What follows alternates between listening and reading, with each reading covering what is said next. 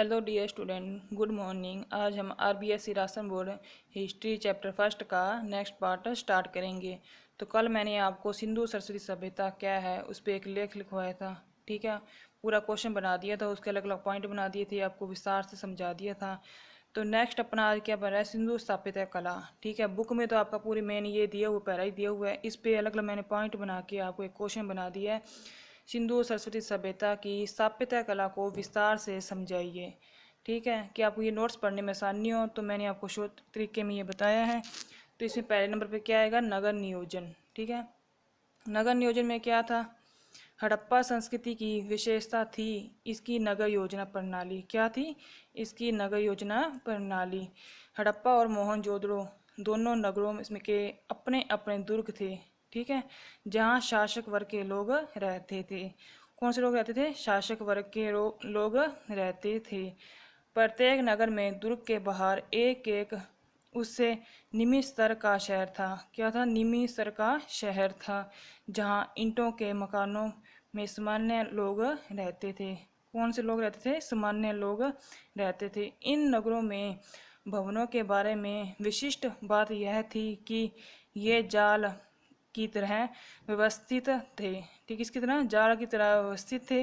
ठीक है, नगर में एक दूसरे को समकोण पर काटती हुई चौड़ी सड़कें थी। क्या है, नगर को एक दूसरे से समकोण काटती हुई क्या थी, चौड़ी सड़कें बनाई हुई थी। ठीक है, नंबर 2 पे क्या आता है, नगर में जल निकासी। ठीक है, नेक्स्ट पॉइंट क्या बना है, नगर में जल निकासी। तो देखो, नालियों से पानी की निकासी की उचित व्यवस्था थी। ठीक है, प्रत्येक घर में 3-4 कक्ष, ठीक है, स्नानागार हो गए, ठीक है, तो शौचालय हो गए, पाठशाला हो गया, कुआं होता था। ठीक है, प्रत्येक घर में क्या था, 3-4 कक्ष होते थे, स्नानागार होते थे, शौचालय, पाठशाला व कुआं होता था। मध्य में आंगन होता था। ठीक है, बीच में क्या होता था, आंगन होता था। प्रत्येक घर में जल निकासी के लिए नालियों का प्रबंध था। ठीक है, प्राचीन सभ्यताओं में जल निकासी की जितनी सुंदर व्यवस्था सिंधु सरस्वती सभ्यता में थी उतनी विश्व में कहीं नहीं मिलती। घरों में के पानी का निकास नालियों से होता था। ठीक है, घरों के पानी का निकास कहाँ से होता था, नालियों से होता था। नालियाँ गंदे पानी को नगर से बाहर पहुँचाती थी। ठीक है, बड़ी नालियाँ ढकी हुई थी, जैसे बड़ी बड़ी नाली होती ना, उनको क्या ढक रखा था। नालियों को जोड़ने के लिए प्लास्टर में मिट्टी, जिप्सम व चूने का प्रयोग करते थे। ठीक है, सड़कों की नालियों में मेन होल भी थे। ठीक है, मेन होल होते ना बीच में, तथा बीच बीच में चैम्बर भी थे। ठीक है, बीच बीच में क्या लगा रखे थे, चैम्बर भी लगा रखे थे, और जिनकी सफाई करके कूड़ा करकट निकाल दिया जाता था। ठीक है, तो इनकी साफ़ सफाई करने के लिए जो कूड़ा करकट निकाला जाता था, इसमें बीच में चैम्बर लगाए जाते थे, उनकी साफ़ सफाई करने करके कूड़ा करकट बाहर निकाल दिया जाता था। ठीक है, नेक्स्ट अपना है सिंधु सरस्वती सभ्यता की कला। इसकी कला क्या थी, इसके बारे में देखते हैं अपने। अब सिंधु सरस्वती सभ्यता की कला में क्या था, कला के अंतर्गत पलस्तर मूर्तियाँ होगी। ठीक है, धातु मूर्तियाँ होगी, मरण मूर्तियाँ होगी, ठीक है, मोहरे होगी, मनके हो गए, मिट्टी के बर्तन, ठीक है, जिसे अमृत भांड भी कहते हैं, आदि का उल्लेख किया जाता है। आइए प्लस्तर मूर्तियाँ क्या हैं, इसकी डिटेल में आपको बताती हूँ। प्लस्तर मूर्तियाँ में आता है, मोहनजोदड़ो से 1 दर्जन तथा हड़प्पा में 3 प्लस्तर मूर्तियाँ प्राप्त हुई हैं। कितनी हुई हैं, 3 प्लस्तर मूर्तियाँ प्राप्त हुई हैं। अधिकांश मूर्तियाँ खंडित हैं। क्या है अभी, उसमें से ज़्यादातर मूर्तियाँ कौन सी हैं, खंडित हैं। प्लस्तर मूर्तियों में मोहनजोदड़ो से प्राप्त शैलखड़ी की योगी अथवा पुरोहितों की मूर्ति महत्वपूर्ण है। किसकी है, शैलखड़ी की मूर्ति की होगी अथवा पुरोहित की मूर्ति महत्वपूर्ण है। नंबर 2 पे क्या आता है अपना, धातु मूर्तियाँ। ठीक है, धातु मूर्तियों में क्या है, मोहनजोदड़ो से नर्तकी की कांस्य और मिट्टी दोनों की मूर्तियाँ मिली हैं। ठीक है, इन दोनों की मूर्तियाँ मिली हुई हैं अपनों को। कांस्य मूर्ति की ऊंचाई कितनी बताई गई है, 11.5 सेंटीमीटर। ठीक है, चौहोंदड़ो से बैलगाड़ी, ठीक है, वह इस चौहोंदड़ो से बैलगाड़ी व इक्का गाड़ी की मूर्तियाँ मिली हैं। इसी प्रकार दैमाबाद से कांसे का एक रथ प्राप्त हुआ है। क्या हुआ है, उदयमाबाद से एक कांसे का रथ प्राप्त हुआ है। ठीक है, नंबर 3 पे क्या था, मन मूर्तियाँ। ठीक है, इसमें क्या था, सिंधु सभ्यता में मन मूर्तियों का निर्माण ज़्यादातर चिकोटी विधि से किया जाता था। ठीक है, मोहनजोदड़ो, हड़प्पा, चोहोंदड़ो आदि से मन मूर्तियों का विशाल भंडार मिला है, जो उस समय की विकसित मूर्तिकला का प्रतीक है। ठीक है, उस समय की विकसित मूर्तिकला का क्या है, प्रतीक है। नेक्स्ट अपना है मोहरे। ठीक है, मोहरों में क्या था, मोहरों में था 4 पॉइंट में क्या नाम, मोहरों पर किए गए चित्रण से हमें यहाँ निवासियों की चित्रकला के प्रति रुचि की जानकारी मिलती है। यहाँ के निवासियों की क्या मिलती है, चित्रकला की प्रति रुचि की जानकारी मिलती है। इस सभ्यता से जो मोहरें प्राप्त हुई हैं उनके अग्रभाग पर पशु का अंकन संक्षिप्त लेख उत्कीर्ण है। पीछे एक गुंडी बनी हुई है। ठीक है, क्या गुंडी क्या बनी है, जो संभवतः टांगने के काम आती है। जो कोई चीज़ होती है ना उसके पीछे बनी होती है गुंडी, उसमें अपनी कोई चीज़ टांग देते हैं, उसे कहते हैं जो संभवतः टांगने के काम आती थी। मोहनजोदड़ो से प्राप्त पशुपति शिव की मोहरें महत्वपूर्ण हैं। ठीक है, इस मोहर में एक त्रिमुखी पुरुष को एक चौकी पर योग की मुद्रा में दिखाया गया है। किसी मुद्रा में दिखाया गया है, चौकी पर योग की मुद्रा में दिखाया गया है।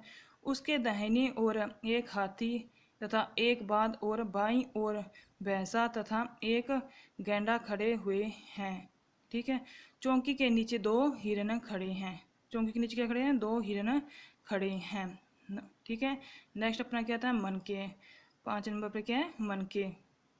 इनमें क्या था, चौहोंदड़ो तथा लोथल, क्या है, चौहोंदड़ो तथा लोथल से मनके बनाने के कारखाने प्राप्त हुए हैं। सर्वाधिक संख्या में शैलखेड़ी पत्थर से निर्मित मनके प्राप्त हुए हैं।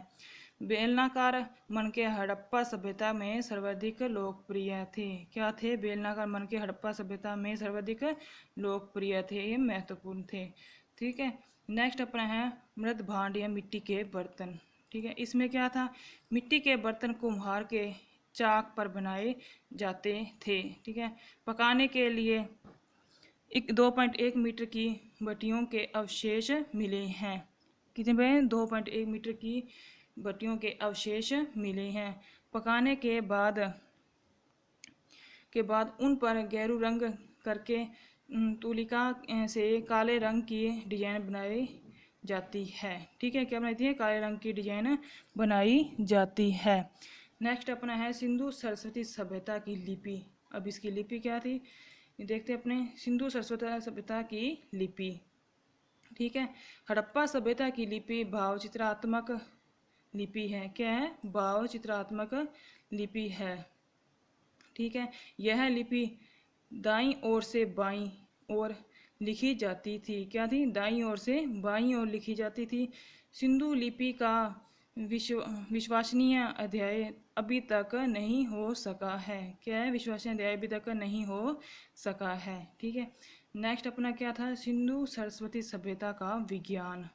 इसका विज्ञान कैसा, सिंधु सरस्वती सभ्यता का विज्ञान की दृष्टि से हम कह सकते हैं कि सिंधु सरस्वती सभ्यता में गणित की संख्याओं के लिए प्रतीक चिन्ह थे। क्या थे, गणित की संख्याओं के लिए प्रतीक चिन्ह थे।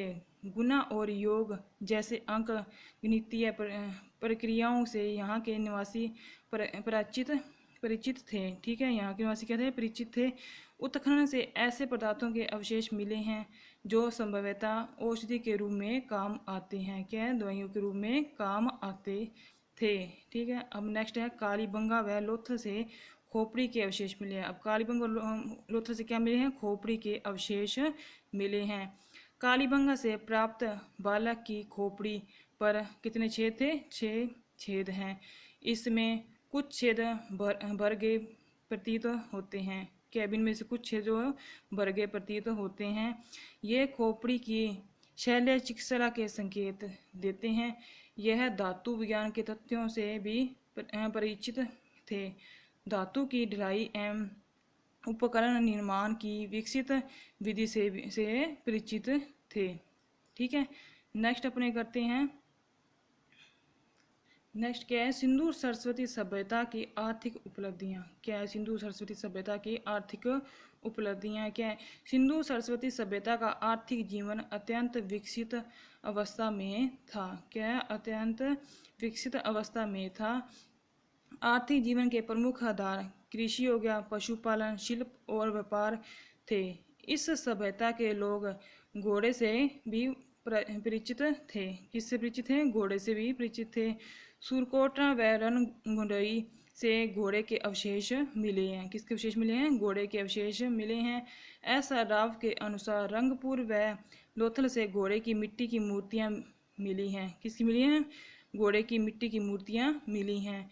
वी एस वाकनकर के अनुसार जब वह कच्छ के रण में सरस्वती नदी शोध अभियान कर रहे थे तो सरस्वती नदी तट पर स्थित अनेक स्थानों से घोड़े की अस्थियां मिली हैं। ठीक है।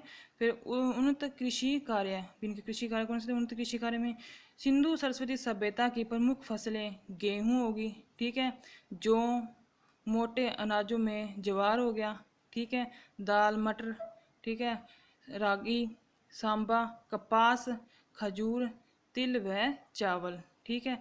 खेत जुताई के लिए लकड़ी के हल का प्रयोग किया जाता था। किसका प्रयोग किया था? लकड़ी के हल का प्रयोग किया जाता था। कालीबंगा की पाक हड़प्पा अवस्था में आड़ी व तिरछी हल रेखाओं से जोते हुए खेत के परिणाम मिले हैं। किसके मिले हैं? जोते हुए खेत के परिणाम मिले हैं, जो दोहरी फसल का संकेत है। किसका संकेत है? दोहरी फसल का संकेत है। फसल काटने के लिए लकड़ी पर लगे तांबे के हाशिए व पत्थर के फलक का प्रयोग होता था। ठीक है। नेक्स्ट है उद्योग व्यवसाय। उद्योग व्यवसाय में क्या था? उद्योग व्यवसाय, सिंधु सरस्वती उद्योग व्यवसाय को 3 भागों में बांटा जा सकता है। कितने भागों में? सिंधु सरस्वती उद्योग व्यवसाय को 3 भागों में बांटा जा सकता है। नंबर 1 पे क्या था? धातु उद्योग। ठीक है। नंबर 2 पे मृद भांड उद्योग। नंबर 3 पे क्या था? वस्त्र उद्योग। अब इसकी अपनी डिटेल पढ़ते हैं थोड़ी सी। नंबर 1 पे क्या था? धातु उद्योग।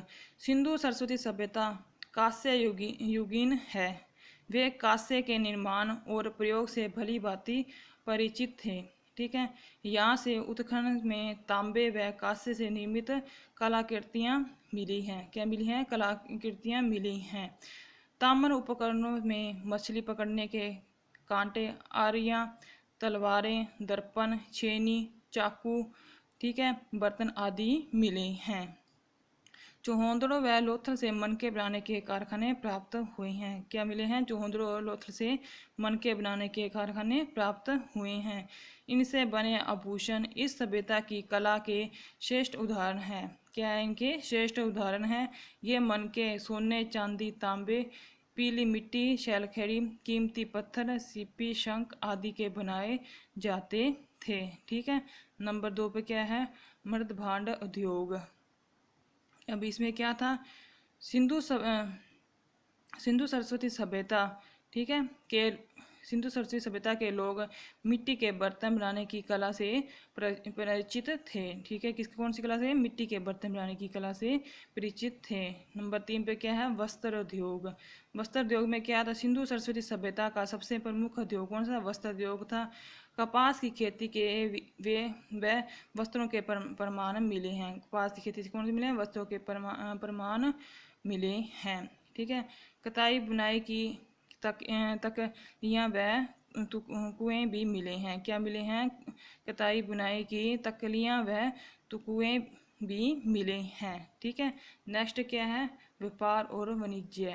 व्यापार और वाणिज्य में क्या था?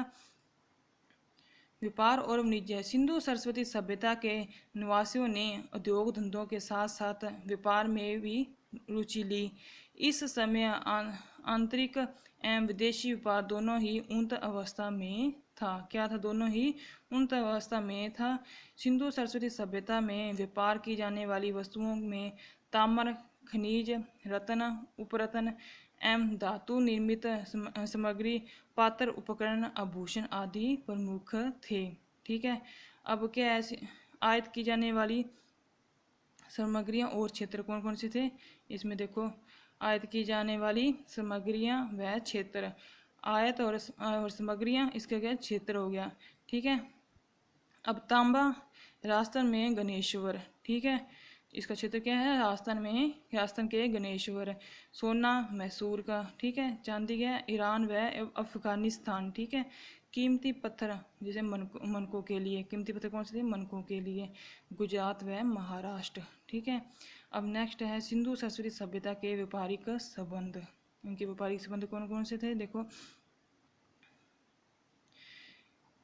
इस सभ्यता के मेसोपोटामिया से व्यापारिक संबंध थे। किसे थे, मेसोपोटामिया से व्यापारिक संबंध थे। मेसोपोटामिया और सिंधु सभ्यता के मध्य व्यापार के अभिलेखीय साक्ष्य मिले हैं। क्या मिले हैं, अभिलेखीय साक्ष्य भी मिले हैं।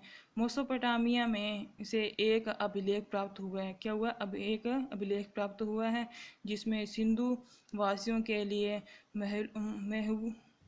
मेलुहा शब्द का प्रयोग हुआ है। कौन शब्द का प्रयोग हुआ है, मेलुहा शब्द का प्रयोग हुआ है। इसमें मेलुहा जो बहुत प्राचीन शब्द है। ठीक है, क्या इसमें ये मेलुहा शब्द है ना, बहुत ही प्राचीन शब्द है। ठीक है, प्राचीन सुमेर देश जिसे आज का इराक हो गया के साहित्य में वर्णन है। ठीक है, कि वे लोग मेलुहा देश से व्यापार करते थे।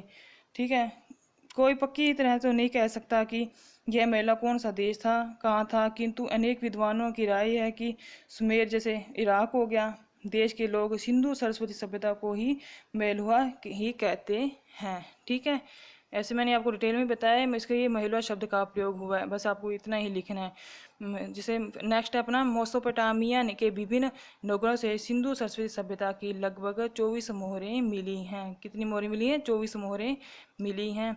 लोथल से एक बटन के समान गोलाकार मोहर मिली है। किसके समान, बटन के समान एक गोलाकार मोहर मिली है। ऐसी मोहरें भारी द्वीप फारस और मेसोपोटामिया के उपनगर से मिली है। कौन से मिली है, मेसोपोटामिया के उपनगर से मिली है।